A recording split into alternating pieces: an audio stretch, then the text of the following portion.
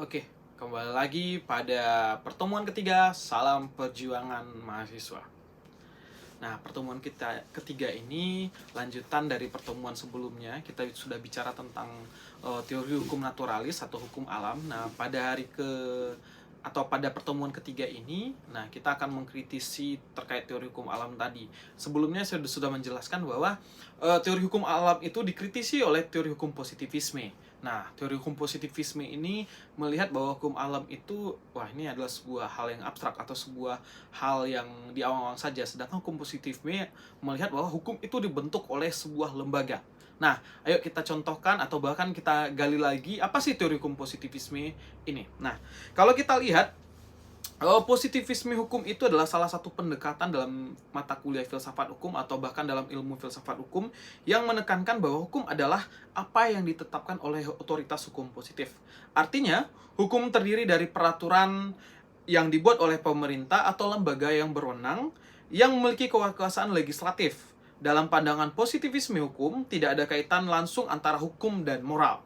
Tetapi, hukum adalah produk dari keputusan politik dan harus ditaati oleh warga negara tanpa mempertimbangkan atau mempertanyakan apakah hukum tersebut adil ataupun bahkan bermoral. Nah, kalau kita lihat di Indonesia, kalau kita contohkan, kalau kita bicara tentang positivisme hukum, ada DPR, ada DPD, ada MPRI.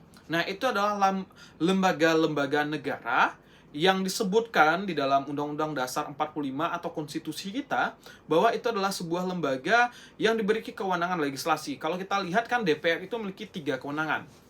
Ada legislatif, kemudian ada anggaran dalam pembentukan BUMN, dan terakhir itulah controlling atau mengawasi lembaga-lembaga yang ada.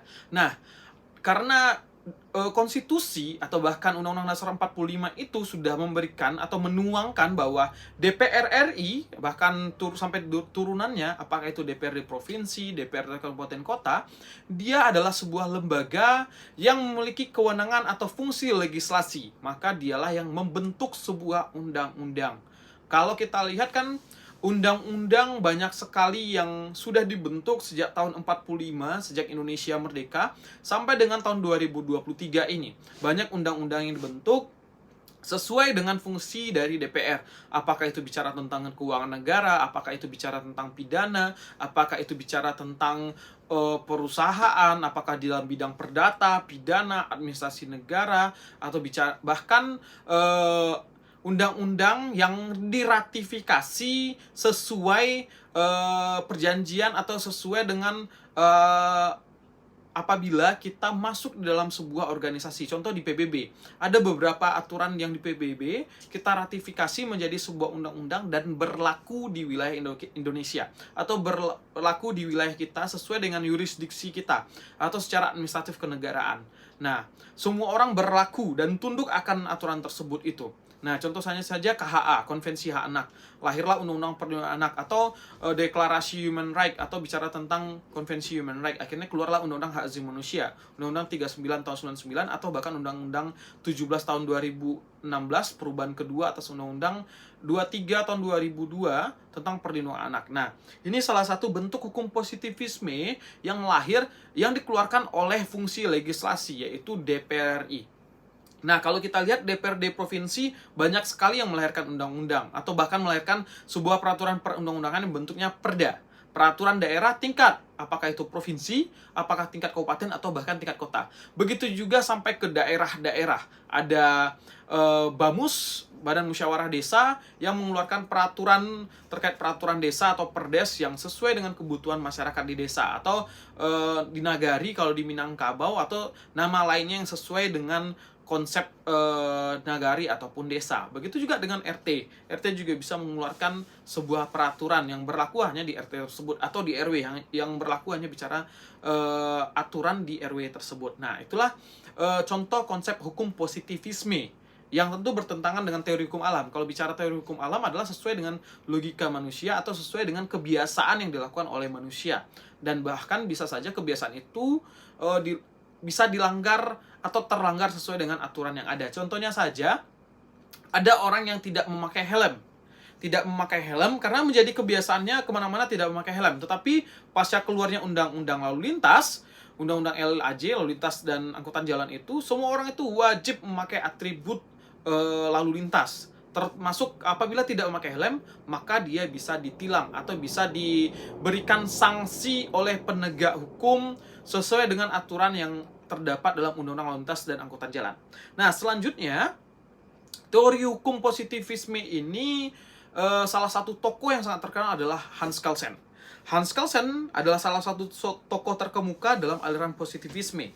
Ia mengembangkan teori hukum yang disebut dengan teori norma dasar atau Grundnorm, yang menjelaskan bagaimana hukum hierarkis itu terstruktur. Nah, dia juga melihat bahwa ada suatu norma dasar yang menjadi dasar seluruh sistem hukum di sebuah negara, yaitu konstitusi.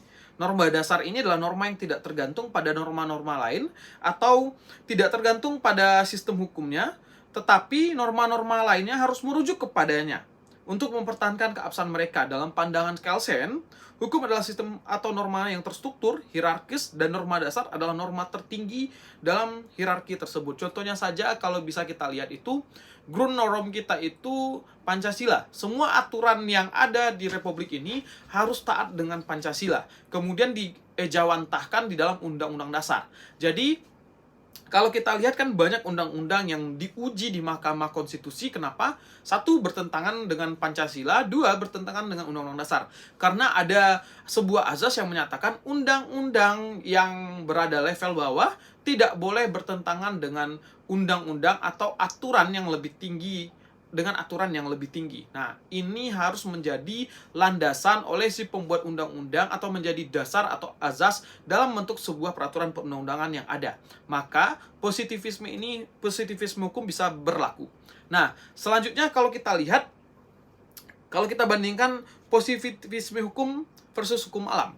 Nah, positivisme hukum dan hukum alam ini selalu menjadi perdebatan di dalam tataran para penstudi teori hukum. Nah, contohnya saja cara pendekatannya. Pendekatannya berbeda dalam filsafat hukum. Positivisme hukum menekankan bahwa hukum hanya terdiri dari peraturan perundang-undangan yang dibentuk oleh si pembuat undang-undang. Dan dia tidak memiliki kaitan langsung dengan moral. Sedangkan, kalau hukum natural berpendapat bahwa suatu hukum moral yang melekat pada alam semesta atau kodrat manusia dapat ditentukan melalui pemikiran secara rasional, diterima dengan akal, bahkan bisa dinyatakan bisa dicocok logikan. Tetapi tentu cocok logi ini bukanlah kajian dari hukum naturalis, tetapi menjadi bukan cocok logi, tetapi konsepnya itu adalah bagaimana hukum naturalis itu sesuai dengan rasional, sesuai logika dan akal pikiran manusia. Nah, kemudian perbedaan mendasar yang keduanya, positivisme hukum melihat sebuah aturan yang ada tertuang atau bahkan sebuah peraturan yang tertuang di dalam sebuah bentuk tulisan atau yang tertuang di atas kertas. Sementara dalam pandangan hukum alam memiliki dasar moral yang lebih tinggi. Dia hanya bicara tentang moral saja. Positivisme hukum lebih fokus pada hukum positif yang berlaku pada saat ini. Sementara hukum alam menganggap bahwa hukum positif harus sesuai dengan prinsip-prinsip moral yang lebih tinggi. Nah, kemudian kalau kita lihat bagaimana sih perkembangan hukum yang ada atau perkembangan teori hukum yang ada, ternyata positivisme hukum mendominasi banyak sistem hukum modern. Konsep hukum alam tetap relevan dalam pemikiran etika hukum dan filsafat hukum kontemporer, tetapi di dalam kebanyakan pembentukan peraturan perundang-undangan dalam proses penegakan hukum, orang memakai teori positivisme hukum sesuai dengan apa yang sudah ada atau sesuai dengan ius constitutum atau aturan yang berlaku pada hari ini. Mungkin memang sampai pada hari ini masih ada perdebatan panjang dalam dunia hukum, terutama dalam filsafat hukum dan juga dalam tataran teori hukum, mana yang lebih baik, hukum naturalkah atau positivisme hukum. Nah, inilah yang enak kita diskusikan pada pertemuan tatap muka, sehingga ini menjadi sebuah dasar seorang para masyarakat hukum atau para akademisi hukum melihat pandangan dari teori hukum itu atau bahkan filsafat hukum itu, mana yang lebih baik, hukum naturalis atau positivisme hukum. Sedangkan sebenarnya semuanya sama saja, asal dijalankan sesuai dengan etiknya masing-masing.